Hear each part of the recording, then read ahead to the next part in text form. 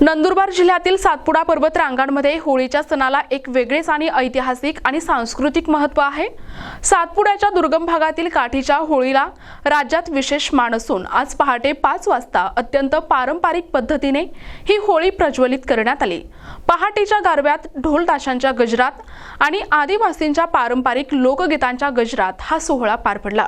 यावेळी आदिवासी बांधवांनी आपल्या समृद्ध संस्कृतीचे दर्शन घडवत निसर्ग आणि परंपरेचा जागर केला आहे।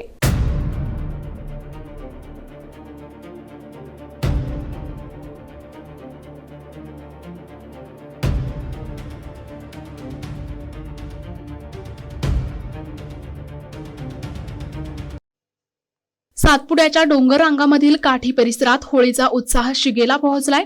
पहाटेच्या वेळी गावातील ज्येष्ठ व्यक्तींच्या हस्ते होळीचे विधिवत पूजन करण्यात आले। आपल्या पारंपरिक वेशभूषेत सजलेले आदिवासी पुरुष आणि महिला मोठ्या संख्येने या सोहळ्यासाठी एकत्र आले होते।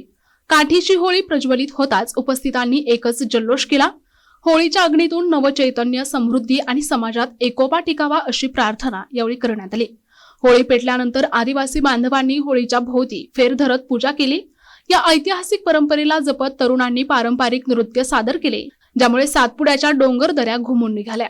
पिढ्यानपिढ्या चालत आलेली ही परंपरा आजही तितक्याच निष्ठेने आणि उत्साहात जपली जात आहे। होळी प्रज्वलनानंतर सुरू झालेला हा आनंदोत्सव पुढील काही दिवस सातपुड्याच्या पर्वत रांगांमध्ये असाच कायम राहणार आहे। आदिवासी समाजात या होळीला केवळ सण म्हणून नव्हे तर आपल्या अस्मितेचे प्रतीक मानले जाते। सामाजिक ऐक्य आणि बंधुभाव वृद्धिंगत करणारा हा सोहळा सातपुड्यातील सांस्कृतिक वारसा किती समृद्ध आहे याची प्रचिती देतो।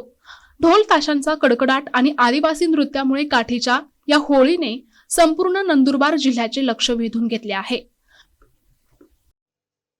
विशेष प्रतिनिधी NTV न्यूज मराठी, नंदुरबार।